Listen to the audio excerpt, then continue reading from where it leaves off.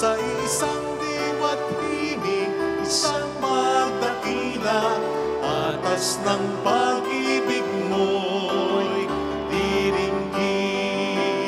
Sa isang diwa't himig, isang magdakila, atas ng pag-ibig mo'y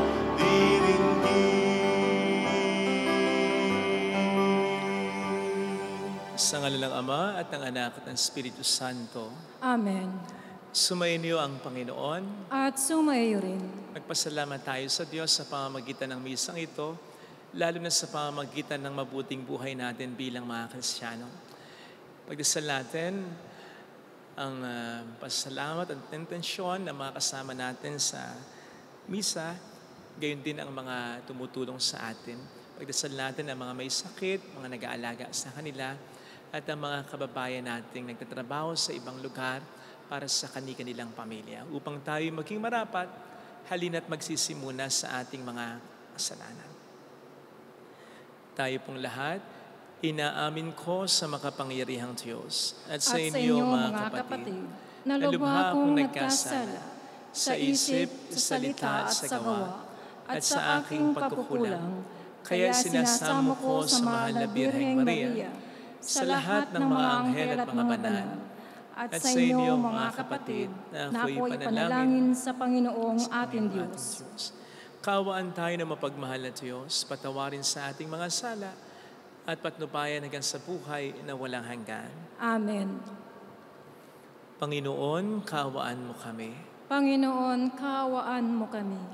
Kristo, kaawaan mo kami. Kristo, kaawaan mo kami. Panginoon, kaawaan mo kami. Panginoon, kaawaan mo kami. Iyuko natin ang ating ulo, manalangin tayo.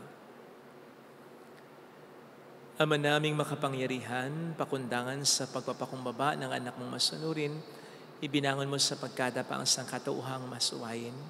Pagkaloob mo sa amin ng banal na kagalakan upang kaming sinagip mo sa kaalipinan, ay magkamit ng iyong ligayang walang katapusan. Sa pamamagitan ni Jesucristo, sa mga Espiritu Santo magpasa walang hanggan. Amen. Ang salita ng Diyos mula sa aklat ni Propeta Oseas. Ito ang sinasabi ng Panginoon. Israel, manumbalik ka na sa Panginoon na iyong Diyos. Ang pagbagsak mo ay bunga ng iyong kasamaan. Dalhin ninyo ang inyong kahilingan. Lumapit kayo sa Panginoon at sabihin ninyo, patawarin mo kami, kami iyong kahabagan at tanggapin. Maghahandog kami sa iyo ng pagpupuri. Hindi kami mailigtas ng Assyria. Hindi kami sasakay ng mga kabayo. Hindi na namin tatawaging Diyos ang mga larawang ginawa lamang ng aming mga kamay. Sa iyo lamang nakasusumpong ng awa ang mga ulila. Sabi ng Panginoon, patatawarin ko na ang aking bayan, mamahalin ko sila ng walang katapusan, sapagkat mapapawi na ang aking galit. Ako'y matutulad sa hamog na magpapasariwa sa Israel, at mamumulaklak siyang gaya ng liryo. Mag-uugat na tulad ng matibay na punong kahoy. Dadami ang kanyang mga sanga, gaganda siyang tulad ng puno ng olibo, at hahalimuyak gaya ng Libano. Magbabalik sila at tatahan sa ilalim ng aking kalinga. Sila'y yayabong na gaya ng isang halamanan, mamumulaklak na parang punong ubas, at ang bangoy katulad ng alak mula sa Libano. Efraim, lumayo ka na sa mga Diyos-Diyosan. Ako lamang ang tumutugon at nagbabantay sa iyo. Ako'y katulad ng sipres na laging luntian, at mula sa akin ang iyong bunga. Ang mga bagay na ito'y dapat unawain ng matalino at dapat mabatid ng marunong. Matuwid ang mga daan ng Panginoon at doon tumatahak ang mabubuti, ngunit madarapa ang mangangahas na sumuway. Ang salita ng Diyos. Salamat sa Diyos. Pupurihin ko kailanman ang dakila mong pangalan. Pupurihin ko kailanman ang dakila mong pangalan. Ako'y kaawaan, o mahal kong Diyos, sang-ayon sa iyong kagandahang loob. Mga kasalanan ko'y iyong pawiin, ayon din sa iyong pag-ibig sa akin. Linisin mo sana ang aking karumhan at ipatawad mo yaring kasalanan. Pupurihin ko kailanman ang dakila mong pangalan. Nais mo'y sa aki isang pusong tapat, puspusin mo ako ng dunong mong wagas. Ako ay linisin, sala ko'y hugasan, at ako'y puputi ng walang kapantay. Pupurihin ko kailanman ang dakila mong pangalan. Isang pusong tapat sa aki likhain, bigyan mo, O Diyos, ng bagong damdamin. Sa iyong harapay huwag akong alisin, ang espiritu mo ang papaghariin. Pupurihin ko kailanman ang dakila mong pangalan. Ang galak na dulot ng iyong pagliligtas, ibalik at ako ay gawin mong tapat. Turuan mo akong makapagsalita at pupurihin ka sa gitna ng madla. Pupurihin ko kailanman ang dakila mong pangalan.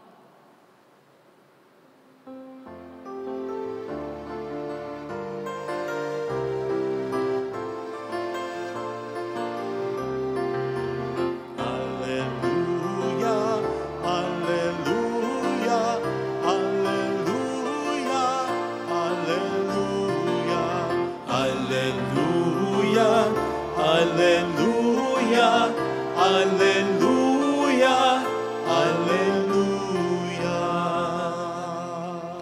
Sumainyo ang Panginoon. At sumaiyo rin. Ang mabuting balita po ng ating Panginoon ayon kay San Mateo. Papuri sa iyo, Panginoon. Noong panahong iyon, sinabi ni Jesus sa kaniyang mga apostol, "Ngayon, sinusugo ko kayo na parang mga tupa sa gitna ng mga asong gubat. Maging matalino kayo gaya ng mga ahas at matapat gaya ng mga kalapate. Mag-ingat kayo sapagkat may mga taong magkakanulo sa inyo sa mga hukuman at hahagupitin nila kayo sa mga sinagoga. Dahil sa akin ihaharap kayo sa mga gobernador at mga hari at magpapatotoo kayo sa harapan nila at ng mga hentil. Kapag nililitis na kayo, huwag kayong mabalisa tungkol sa sabihin ninyo o kung paano nyo sasabihin. Pagdating ng oras, ito'y pagkakalob sa inyo. Sapagkat hindi kayo ang magsasalita, kundi ang Espiritu ng inyong Ama ang magsasalita sa pamamagitan ninyo.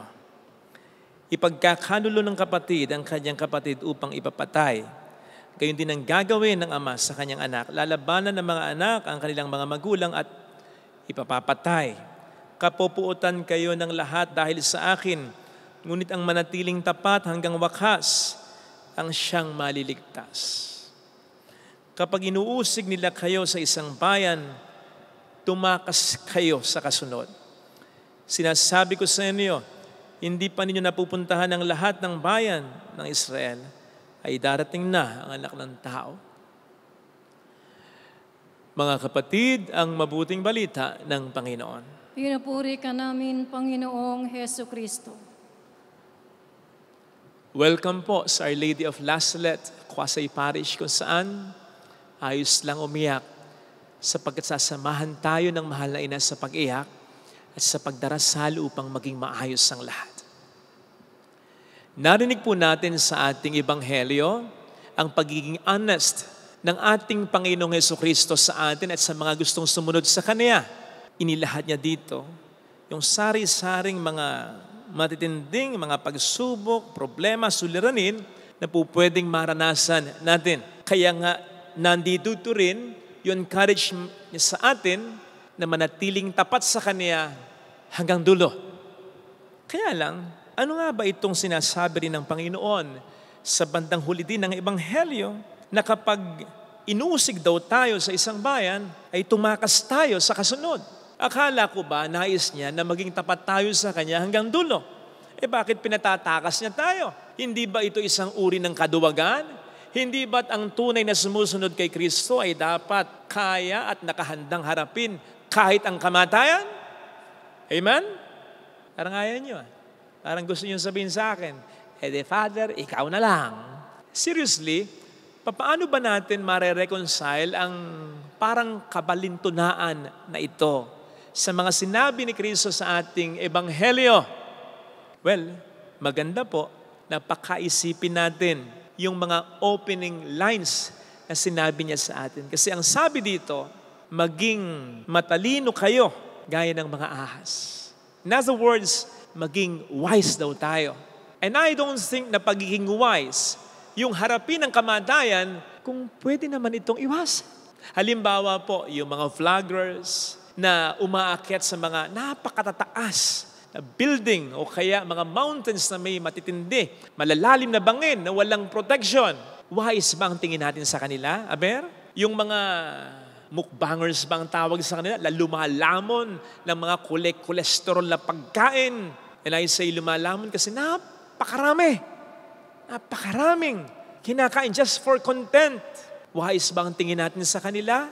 Yung mga chain smoker o kaya excessive alcohol drinker, na kapag binawal natin, sasabihin pa sa atin, vitamins go to eh. Wise ba ang tingin natin sa kanila?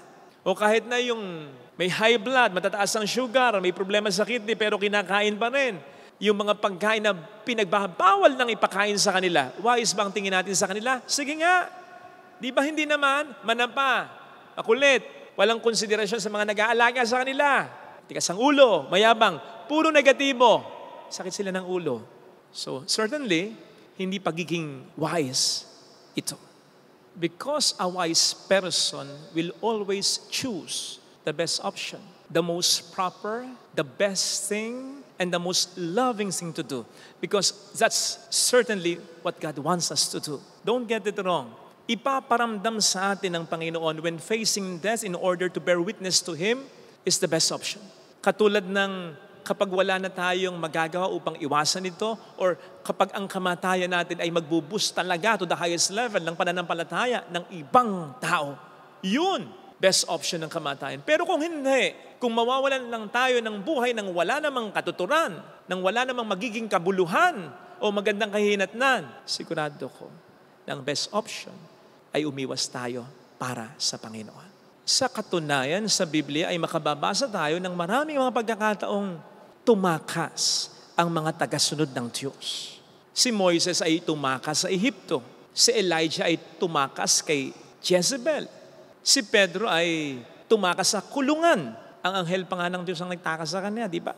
Si Pablo ay ilang beses ding tumakas sa mga nagtatangka sa buhay niya. And historically, nang sirain ng mga Romans ang Jerusalem noong 70 AD, sinasabing halos walang tagasunod si Kristo o mga Kristiyano ang namatay, kundi puro mga Hudyo. Dahil ang mga Kristiyano, nagsitaka sa mga ito. O hindi ba, huwag na din tayo lumayo. Si Kristo ay tinakas ng kanyang mga magulang mula kay Herodes. And then later on, ilang beses din tumakas o umiwas si Kristo sa mga naghahangad na patayin siya. Kaya normal ang pagtakas sa banal na kasulatan. Pero hindi ito kaduwagan o kawalan ng paninindigan. Lalo pat yung mga tumakas na binanggit natin na yan ay nagsibalikan din naman later on.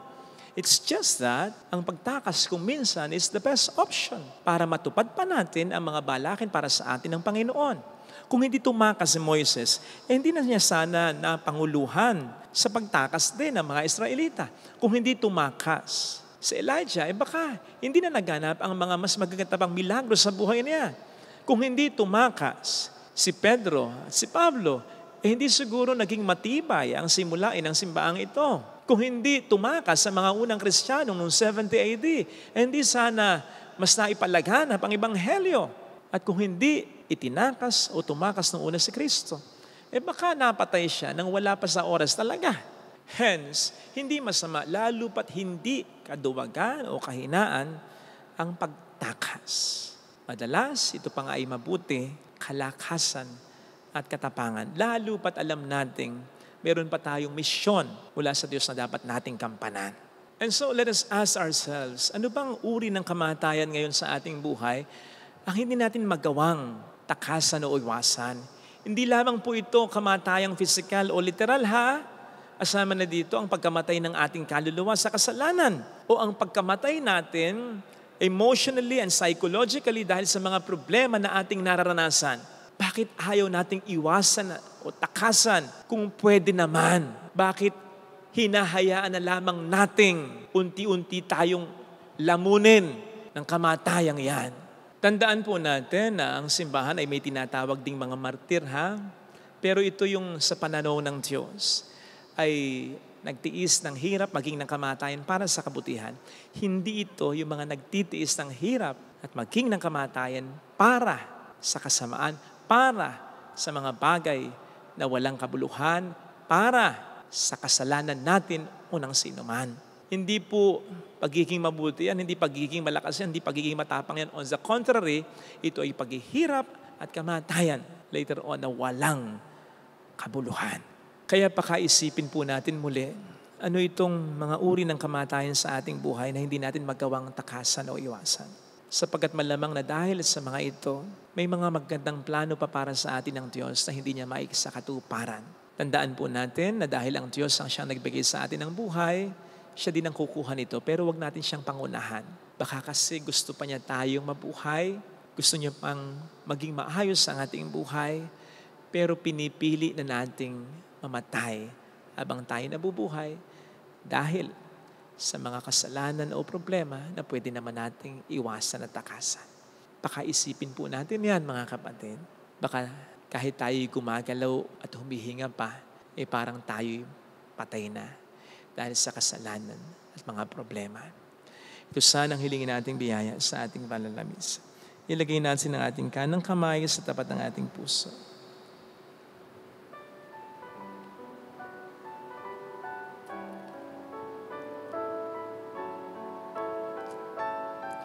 Awitin natin, alam kong may magagawa ang Diyos.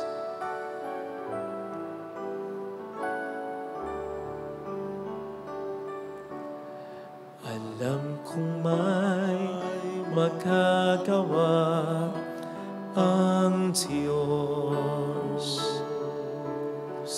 Alam kong may magagawa ang Diyos. Kung ako'y magtatapat, kung ako'y sa Kanya'y maglilingkod, alam kong may magagawa ang Diyos. Hindi ako magdududa. Alam kong di rin ng Diyos ang samo sapagkat mahal niya ako. Alam kong di rin ng Diyos ang samo ko sapagkat anak niya ako. Kung ako'y magtatapat, sa Kaniya'y maglilingkod, alam kong di rin ng Diyos ang samo ko. Pikit natin ang ating mga mata. Panginoon, tulungan mo kong mabuhay mula sa mga problema at kasalanan na sa akin ay pumatay. Alam kong may mga magaganda ka pang plano para sa akin, pero pinipigilan ng pagiging hopeless ko, pagiging malungkot ko, pagiging nega ko. Pakitulungan mo po ako, Panginoon, na harapin muli ang buhay ko ng may sigla at pag-asa sa paniniwalang nandyan ka. Hindi mo ko pababayaang masadlak sa kamatayan ng kasalanan at problema. Hallelujah! Hallelujah! Hallelujah! Purihin ang Diyos. Siya ay muling babalik sa atin. Hindi Kanya iiwan, hindi Kanya pababayaan. Paniwalaan mo yan. Hallelujah! Hindi ka nabuhay ngayon kung wala ng magandang balak para sa iyong Panginoon. Babalik siya upang tayo ay kunin. Sabihin mo sa mayroong magandang mangyayari sa iyo. Higit pa sa inaasahan mo dahil mahal ka ng Diyos, yan ang pakatandaan mo. Kung lalapit ka kay Jesus, maaaring matagal, maaaring mahirap, pero magiging maayos din ang lahat. Buhay ka pa. Huwag mong ibigay ang sarili mo sa kamatayan dahil sa kasalanan at problema. Bumangon ka at harapin mo ang buhay mo ng masigla. Kung lalapit kay Jesus, papuri sa Ama at sa Anak sa Espiritu Santo. Kaparanang sa unang-una, ngayon at magpakailanman, magpasawalang hanggan. Amen. Pag-aalay po.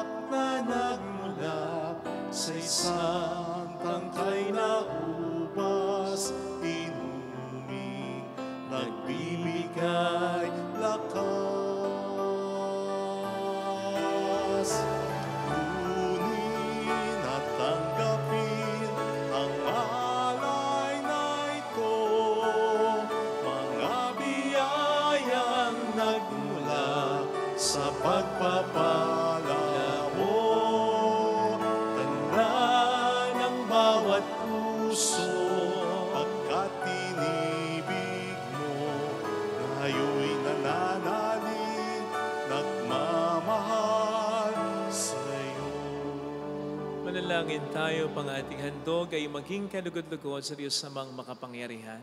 Tanggapin nawa ng Panginoon itong paghahain sa iyong mga kamay, sa kapurihan niya at karangalan sa ating kapakinabangan at sa buong sambayanan niyang banal. Ama naming lumikha, ang paghahain namin sa iyong ngalan ay siya nawang sa amin dumali sa iyo pang ito ay maging pagganap araw-araw ng aming paglipat sa buhay sa kalangitan. Sa pamamagitan ni Jesucristo, kasama ang Espiritu Santo magpasa walang hanggan. Amen. Sumainyo ang Panginoon. At sumayo rin. Itaas sa Diyos ang inyong puso at diwa. Itinaas na namin sa Panginoon. Pasalamatan ng Panginoong ating Diyos. Marapat na siya ay pasalamatan. Ama naming makapangyarihan, tunay nga pong marapat na ikaw ay aming pasalamatan. Pinagbibigyan mong ito'y aming maihayag kahit na ito'y walang anumang maidaragdag sa kadakilaang sa iyo ay likas. Sa pagpupuri namin ang nakikinabang ay kami pa rin naman ay iyong pinakikiharapan sa pamamagitan ng iyong anak na minamahal. Kaya kaisa ng mga anghel na nagsisiawit ng papuri sa iyo ng walang humpay sa kalangitan, kami nagbubunyi sa iyong kadakilaan. Santo, Santo, Santo, Panginoong Diyos ng mga hukbo, napupuno ang langit at lupa ng kadakilaan mo. Hosana sa kaitaasan. Pinagpala na parito sa ngalan ng Panginoon. Hosana sa kaitaasan. Magsiluhod tayo. Ama naming banal, ikaw po ang bukal ng tanang kabanalan. Kaya't sa pamamagitan ng iyong Espiritu, gawin mo pong banal ang mga kaloob na ito upang para sa amin ay maging katawan at dugo ng iyong anak na aming Panginoong Hesukristo. Bago niya pinagtiis ang kusang loob na maging handog, ginawa ka niya ang tinapay. Pinasalamatan ka niya, pinaghati-hati niya iyon. Iniabot sa kaniyang mga alagad at sinabi, tanggapin ninyong lahat ito at kanin. Ito ang aking katawan na ihahandog para sa inyo.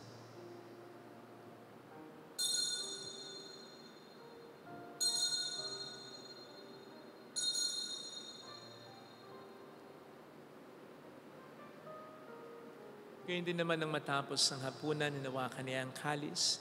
Muli kaniyang pinasalamatan. Iniabot niya ang kalis sa kaniyang mga alagad at sinabi, tanggapin ninyong lahat ito at inumin. Ito ang kalis ng aking dugo ng bago at walang hanggang tipan.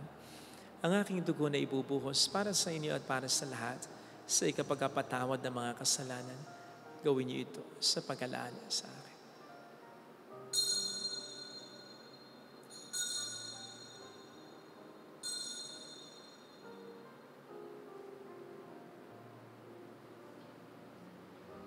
Ipagbunyi natin ang misteryo ng ating pananampalataya. Si Kristo ay namatay, si Kristo ay nabuhay, si Kristo ay babalik sa wakas ng panahon. Ama, ginagawa namin ngayon ang pag-alaala sa pagkamatay at muling pagkabuhay ng iyong anak.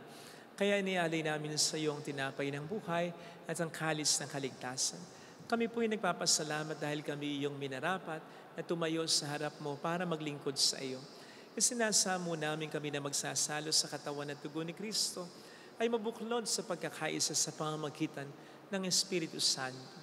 Ama, lingapin mo ang iyong simbahang laganap sa buong daigdig. Puspusin mo kami sa pag-ibig. Kaysa ni Francisco na aming Papa, ni Janis na aming Obispo at ng Tanang Kaparian, alalahanin mo po ang mga kapatid naming nahimlay nang may pag-asang sila'y muling mabubuhay, lalo ng aming mga ipagdarasal. Alalahanin natin saglit ang ating mga minamahal na yumao.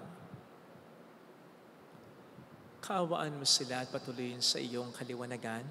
Kaawaan mo at pagkingtapatin kaming lahat na makasalo sa iyong buhay na walang wakas. Kaisa ang mahal na Birhen ng Lazaret, ang ina ng Diyos, San Jose ang kabiyak ng kanyang puso. Lahat ng mga banal na namuhay dito sa daigdig ng kalugod-lugod sa iyo, may pagdiwang nawa namin ang pag-upuri sa ikararangal mo sa pamamagitan ng iyong anak at sa aming Panginoong Hesukristo. Sa pamamagitan ni Kristo kasama niya at sa Kanya, ang lahat ng parangal, papuri ay sa iyo, Diyos Amang makapangyarihan, kasama ang Espiritu Santo magpa sa walang hanggan. Amen. Tumawag tayo sa ating Ama.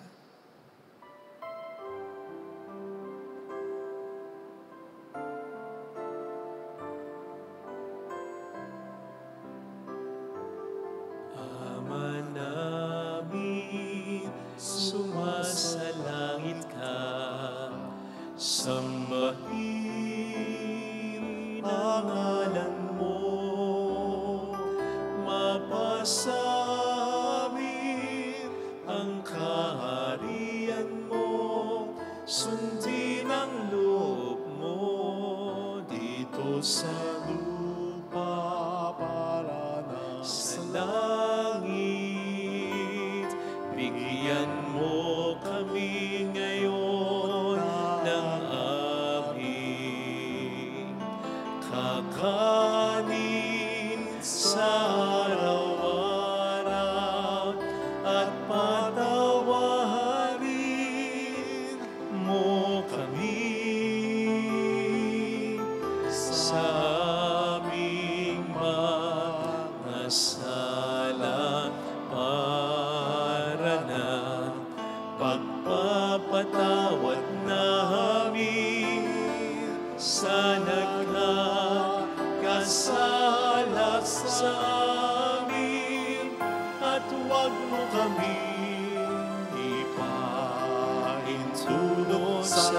puso at iadya mo kami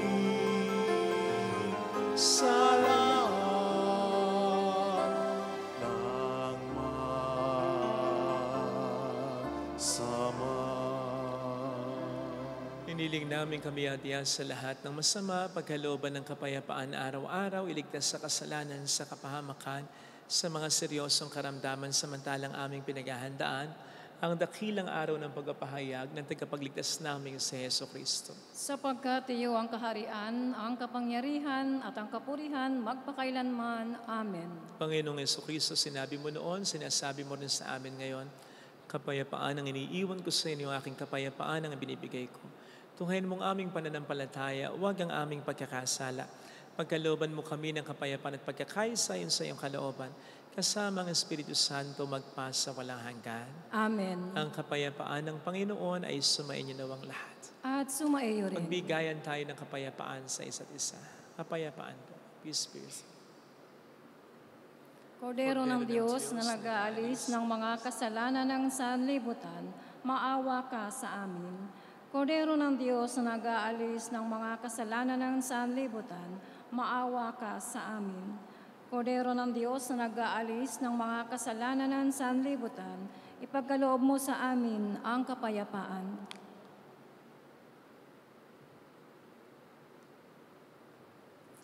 Narito sa harap natin ng Panginoon ang ating buhay at kaligtasan. Mapalad tayong inaanayahan.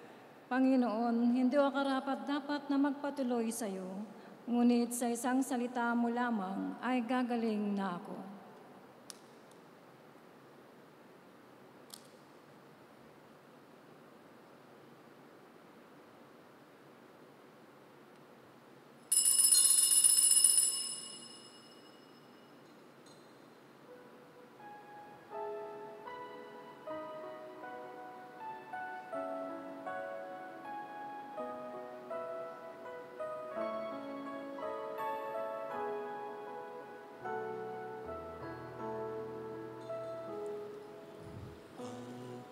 Panalangin para sa espiritual na pakikinabang.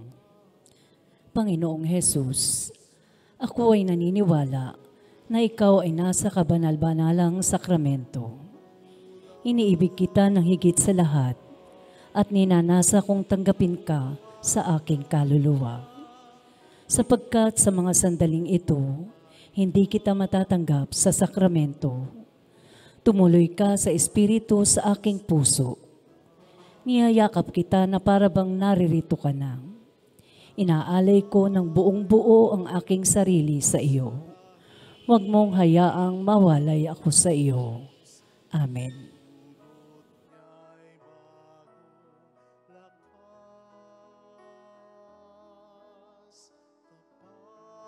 Sa pangakong ako'y sasamahan niya sa tuwid na landas. Ang Panginoon ang aking pastor, hindi ako magkukulang. Ako ay kanyang pinagpapahinga sa mainam niyang pastulan. Ang Panginoon ang aking pastor, hindi ako magkukulang.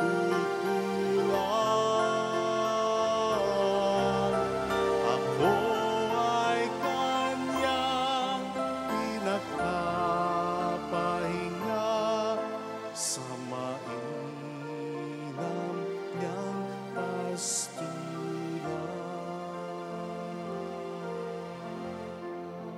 Manalangin tayo. Ama naming mapagmahal, kaming iyong pinapakinabang ay loobin mong laging lumingon sa pinanggalingan ng tinanggap namin ngayon para pagsaluhan sa pamamagitan ni Heso Kristo. kasamang Espiritu Santo magpasa walang hanggan. Amen. Holy God, Holy Mighty One, Holy Immortal One. Have mercy on us and on the whole world. Holy God, Holy Mighty One, Holy Immortal One. Have mercy on us and on the whole world. Holy God, Holy Mighty One, Holy Immortal One. Have mercy on us and on the whole world. Jesus, King of Mercy, We trust in you. alalahanin, O mahal na Birhen ng Lazaret, ina ng pag-asa, ikaw ang nagpaalala sa aming magbalik loob sa Ama. Ito ang nagpapatunay na ang kagandahang loob mo'y nanatiling busilak. Sa pag-aaruga mo sa amin, tungkulin mo'y tinupad. Sa paanan ni Kristo, itinuring mo kaming mga tunay mong anak. Kaya ninais mong isa'y huwag mapahamak. Maging sa iyong walang tigil na pananalangin, pati luhay pumatak. Huwag namang mawala ng saysay ang iyong paghihirap. Ilingnawa namin sa iyo, o aming inang liyag, na matapos ang pakikibaka namin sa mundong ito, at sa pananatili naming tapat kay Kristo, sa kapurihan mo'y makibahagi kaming ganap, upang kung nasaan ka ngayon ay maparoon din kaming lahat. At ang kaganapan ng kalwalatian ng Diyos Amay tuluyang matupad siya nawa. Mahal na Birhen ng Lazaret, tagapagkasundo ng mga makasalanan. Ipanalangin mong walang patid kaming mga dumudulog sa iyo. Maraming salamat po sa patuloy niyo pong pagtulong sa simbahang ito na nagiging daan para makatulong din po tayo sa iba. Sa ngayon po ay nagpapagawa po tayo ng mga chapels. Tumutulong tayo sa iba. Marami pong salamat sa inyo. Sumayin niyo ang Panginoon. At sumayo rin. Pagpalain kayo kasama ang ating pamilya na mapagmahal na Diyos ng Ama at ng Anak ng Espiritu Santo. Amen. Tumayo tayo sa kapayapaan ni Kristo. Salamat sa Diyos. Thank you rin po.